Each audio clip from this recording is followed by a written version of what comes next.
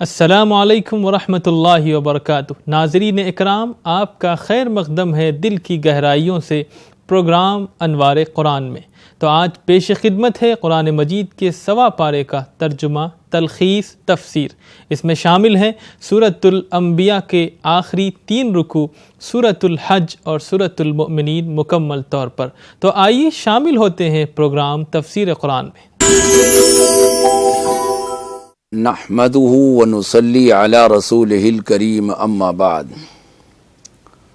معزز ناظرین کرام، اس وقت ہم اور آپ انوار قرآن کی مبارک محفل میں حاضر ہیں۔ آج کی اس مبارک محفل میں قرآن پاک کے جس 1.25 پارے کی تفسیر سے متعلق گفتگو ہوگی، اس کا تعلق 17ویں پارے کے ربع اول یعنی چوتھائی سے لے کر 18ویں پارے کے نصف آدھے تک ہوگا۔ اس 1.25 پارے میں کل 21 رکوع اور 278 آیات مبارکہ ہیں۔ سب سے پہلے سورہ انبیاء ہے۔ سورہ انبیاء کا ابتدائی حصہ وہ کل کے درس سے متعلق تھا۔ آج سورہ انبیاء میں مختلف انبیاء علیہم السلام جن کا تذکرہ آیا ہے، سر فہرست حضرت ابراہیم علیہ السلام ہے۔ ابراہیم علیہ السلام اپنے باپ اور اپنی قوم کو بت پرستی سے روکنے کی دعوت دیتے ہیں، پوری قوم خلاف ہو جاتی ہے۔ اس پاداش میں نمرود یہ حکم دیتا ہے کہ حضرت ابراہیم علیہ السلام کو آگ میں ڈال دیا جائے، زندہ جلا دیا جائے۔ اس کے لیے بہت لمبا چوڑا لکڑیوں کا ایک ڈھیر تیار کیا جاتا ہے اور اس میں آگ لگا دی جاتی ہے۔ اتنی لمبی چوڑی وہ جگہ تھی اور وہ ڈھیر تھا کہ حضرت ابراہیم علیہ السلام کو، جن کے ہاتھ اور پاؤں بندھے ہوئے تھے، منجنیق کے ذریعے پھینکا گیا۔ اتنا بڑا الاؤ تھا آگ کا۔ تمام فرشتے محو حیرت تھے کہ یہ کیا ہو رہا ہے۔ اللہ کے خلیل کو، اللہ کے جگری دوست کو، اس کا نام لینے کے جرم میں اس طرح زندہ جلائے جانے کی کوششیں ہو رہی ہیں۔ فرشتوں میں کوہرام۔ مفسرین لکھتے ہیں حضرت جبریل نے اللہ سے ذکر کیا کہ یہ کیا ہو رہا ہے۔ کہا کہ اگر آپ کی مدد لینے کے لیے میرا دوست تیار ہو تو ٹھیک ہے، جا کر مدد کرو۔ جبریل آتے ہیں، حضرت ابراہیم علیہ السلام سے پوچھتے ہیں کہ میں آپ کی مدد کرنے کے لیے تیار ہوں۔ کہا میرا دوست میرے حال سے باخبر ہے یا نہیں؟ کہا اللہ تو علیم بذات الصدور ہے، تو دلوں کے حال سے واقف ہے۔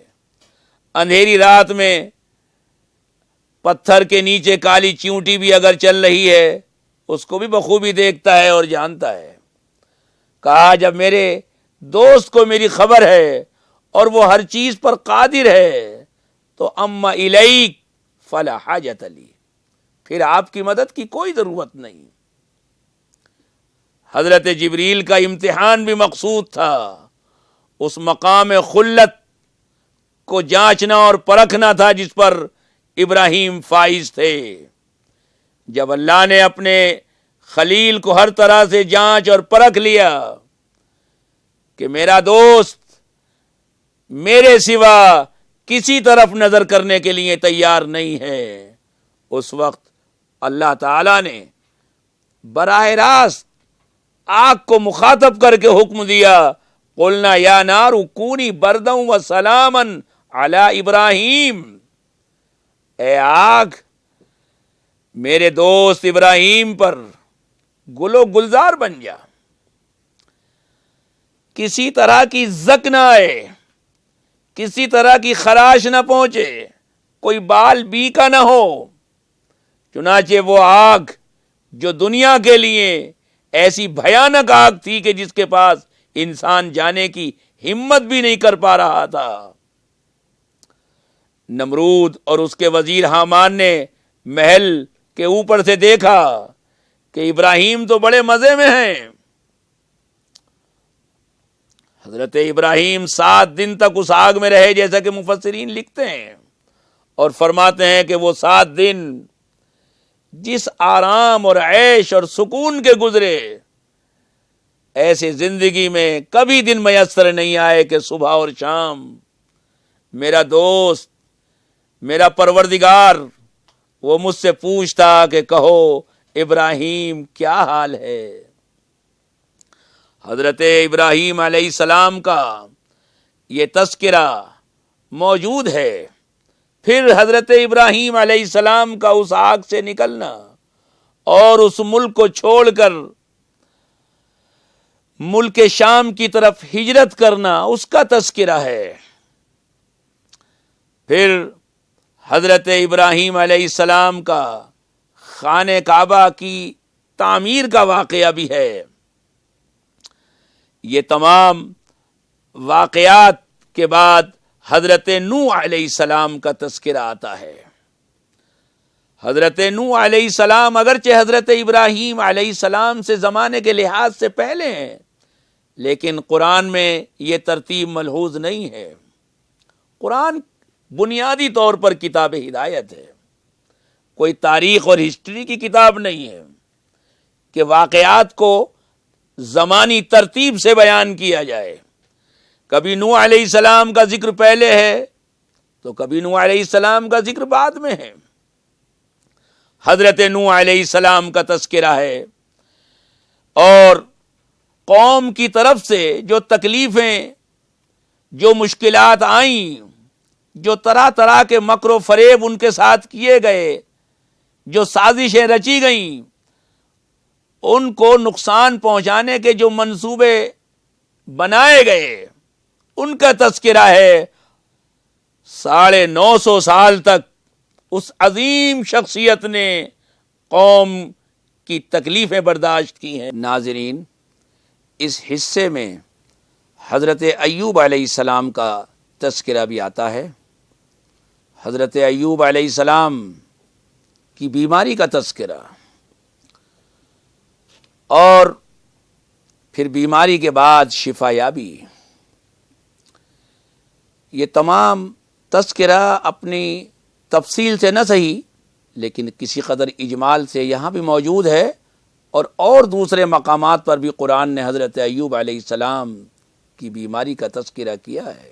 حضرت ایوب علیہ السلام کے بعد اس حصے میں حضرت یونس علیہ السلام کا تذکرہ ہے۔ ذنون قرآن نے کہا ہے مچھلی والے۔ حضرت ایوب علیہ السلام کا اپنی قوم کو سمجھانا، اور پھر حضرت ایوب علیہ السلام کا بستی اور شہر جس کا نام مفسرین نے نینوا بتایا ہے، وہاں سے چلے جانا، اللہ کے حکم کے بغیر اللہ کو یہ بات پسند نہیں آئی کہ میرے حکم کے بغیر کس طرح انہوں نے شہر چھوڑا۔ کشتی میں بیٹھے، وہ بھنور میں آئی، صرف اجمال ہی عرض کر سکتا ہوں۔ اور ملا نے یہ کہا کہ یہاں کی روایت یہ ہے کہ کوئی غلام اپنے آقا اور مالک سے بھاگ کر آتا ہے تو یہ کشتی بھنور میں آ جاتی ہے۔ حضرت یونس علیہ السلام کو تنبہ ہوا کہ یہ غلطی، یہ بھول مجھ سے ہوئی ہے، کہا وہ مجرم میں ہوں، کہا آپ نہیں ہو سکتے، آپ تو اللہ والے ہیں، آپ تو انتہائی نیک اور بزرگ شیخ وقت ہیں۔ بہرحال قرعہ ڈالا گیا، ہر دفعہ جب انہی کا نام آیا حضرت یونس کو کشتی سے دریا میں ڈال دیا گیا۔ ادھر اللہ کی رحمت کو جوش آیا اور ایک مچھلی کو حکم کیا کہ یہ میرا مخلص بندہ ہے، یہ تیرے پیٹ کی غذا بن کر نہیں، یہ تیرے پیٹ میں حفاظت کے طور پر آ رہا ہے، اس کو حفاظت سے رکھنا ہے۔ وہاں حضرت یونس علیہ السلام نے اپنے ان تمام چیزوں کو یاد کیا کہ مجھ سے کیسی بھول ہوئی، اللہ سے استغفار کیا، لا الہ الا انت سبحانک انی کنت من الظالمین، ظلم مجھ سے ہوا، غلطی مجھ سے ہوئی، بار الہ میری اس بھول کو معاف فرما۔ اللہ تعالی نے اس پکار کو سنا، نہ صرف یہ کہ سنا بلکہ ہمیشہ ہمیش کے لیے ایک عام ضابطہ بنا دیا گیا، اس حصے میں موجود ہے وَكَذَلِكَ نُنْجِي الْمُؤْمِنِينَ، صیغہ مضارع ہے جو عربی قواعد کے مطابق زمان حال اور زمان استقبال دونوں کے لیے آتا ہے۔ ایمان والوں کی نجات ہم ہمیشہ اسی طرح کرتے رہتے ہیں، کرتے رہیں گے۔ یہ دعا، یہ آیت مبارکہ، یہ طریقہ بتایا گیا ایمان والوں کو کہ اپنی نجات کا اگر طریقہ چاہیں اور اللہ سے اپنی حفاظت کا اگر طریقہ چاہیں تو اس کے لیے یہ حضرت یونس علیہ السلام کی دعا کو یاد رکھیں۔ حضرت ایوب علیہ السلام کے بعد ناظرین حضرت زکریا علیہ السلام کا تذکرہ ہے، جس کا کچھ حصہ کل کے درس قرآن میں آپ حضرات سماعت فرما چکے ہیں۔ اس سورت کے بعد، سورہ انبیاء کے بعد سورہ حج شروع ہوتی ہے۔ لفظ حج ہی سے ناظرین آپ سمجھ گئے ہوں گے کہ اس میں حج کا ذکر ہے۔ حضرت ابراہیم علیہ السلام نے اللہ کا وہ گھر تعمیر فرمایا جس کو قرآن نے دوسری جگہ کہا ہے کہ ان اول بیت وضع للناس ببکۃ، کہ اللہ کا سب سے پہلا گھر جو روئے زمین پر بنا وہ ہے جو شہر مکہ میں قائم ہے۔ جب وہ گھر بن گیا جس کا ذکر اس حصے میں ہے کہ وَإِذْ بَوَّأْنَا لِإِبْرَاهِيمَ مَكَانَ الْبَيْتِ، جب وہ جگہ بن گئی، اور لفظ بوّأنا سے سمجھ میں آتا ہے کہ ابراہیم علیہ السلام اس خانہ کعبہ کے بانی نہیں ہیں بلکہ اس بنیادوں کو اٹھانے والے ہیں۔ دوسرے مقام پر بھی قرآن کہتا ہے کہ وَإِذْ يَرْفَعُ إِبْرَاهِيمُ الْقَوَاعِدَ مِنَ الْبَيْتِ وَإِسْمَاعِيلُ، کہ قواعد، بنیادیں، نیو جو پہلے سے موجود تھی ابراہیم علیہ السلام سے پہلے، لیکن وہاں مٹی پڑ جانے سے، وہاں مٹی کا ٹیلا بن جانے سے وہ جگہ معدوم ہو گئی تھی، وہ جگہ سمجھ میں نہیں آتی تھی لوگوں کی کہ کہاں ہے وہ اللہ کا گھر جو حضرت آدم علیہ السلام سے چلا آ رہا تھا۔ اللہ نے حضرت ابراہیم علیہ السلام کی رہنمائی فرمائی، اللہ کی نشاندہی پر وہ جگہ ٹھیک ٹھاک کی گئی، صاف ستھری کی گئی، اور ان بنیادوں پر خانہ کعبہ کی تعمیر ہوئی۔ بنیادیں پہلے سے موجود تھیں۔ اس حصے میں بھی ذکر ہے کہ وَإِذْ بَوَّأْنَا لِإِبْرَاهِيمَ مَكَانَ الْبَيْتِ، جب خانہ کعبہ کی تعمیر ہو گئی، ابراہیم علیہ السلام سے اللہ تعالی نے فرمایا کہ اب تم پہاڑ پر کھڑے ہو کر ایک صدا لگاؤ کہ لوگو اس گھر کی زیارت کے لیے آؤ۔ ابراہیم علیہ السلام نے کہا کہ بار الہ، تمام دنیا تک میں آواز کس طرح پہنچا سکتا ہوں؟ اللہ نے کہا کہ تمہارا کام آواز لگانا ہے، آواز پہنچانا وہ ہماری ذمہ داری ہے۔ چنانچہ جبل ابو قبیس پر کھڑے ہو کر حضرت ابراہیم علیہ السلام نے آواز لگائی۔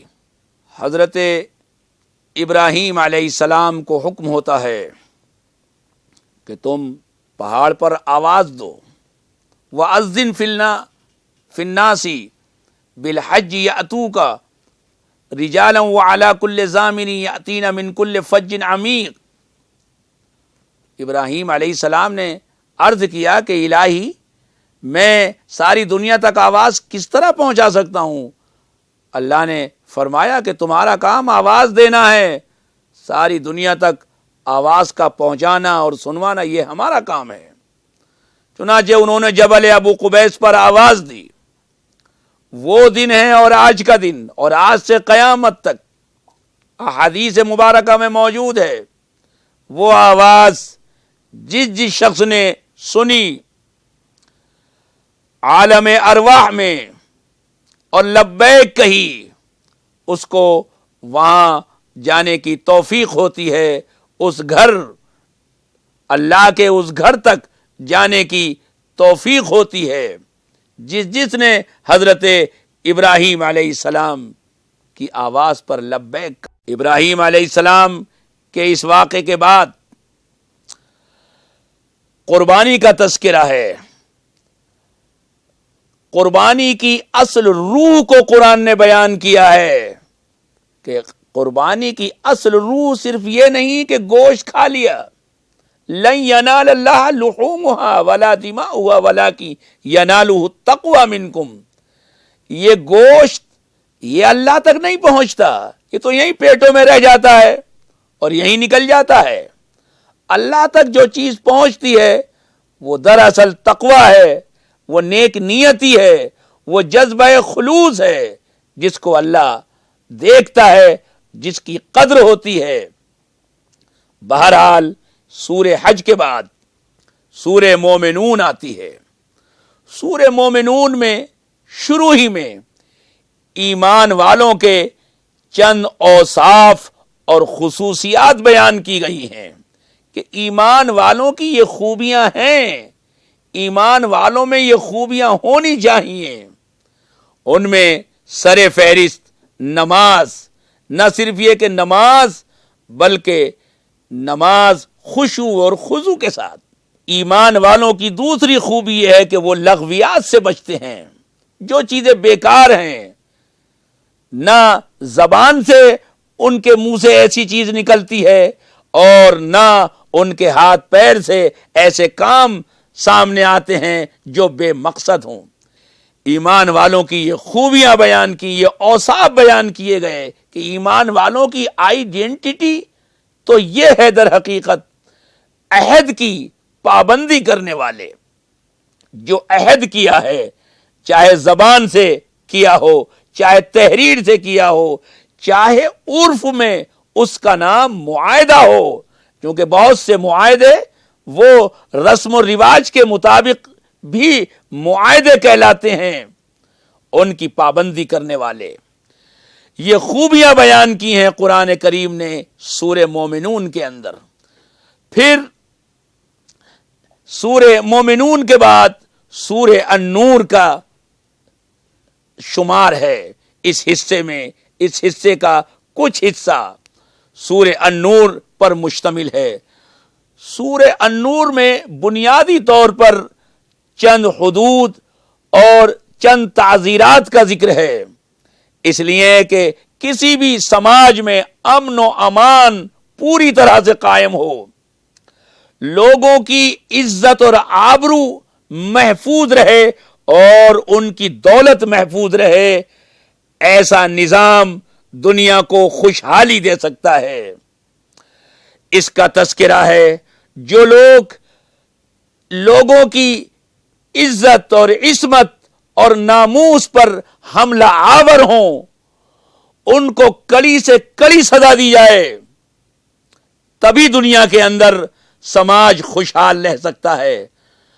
اور جو لوگ کسی کی دولت پر ہڑپ کرنے کا ارادہ کریں ان کو کڑی سے کڑی سزا دی جائے، عبرتناک سزائیں دی جائیں، تبھی معاشرہ اور سماج پرامن رہ سکتا ہے، اور اس کی ضمانت دی جا سکتی ہے کہ یہاں خوشحالی ہوگی اور یہ سماج پرامن رہے گا۔ آج کے اس دور میں جہاں روز عصمت اور عزت پر حملے کے لا تعداد واقعات سامنے آ رہے ہیں، اخبارات، میڈیا روز دکھا رہا ہے، حتیٰ کہ عدالتیں یہ کہنے پر مجبور ہیں کہ ان لوگوں کو کڑی سے کڑی سزا دی جائے، بلکہ ایسے لوگوں کو سولی پر چڑھا دیا جائے۔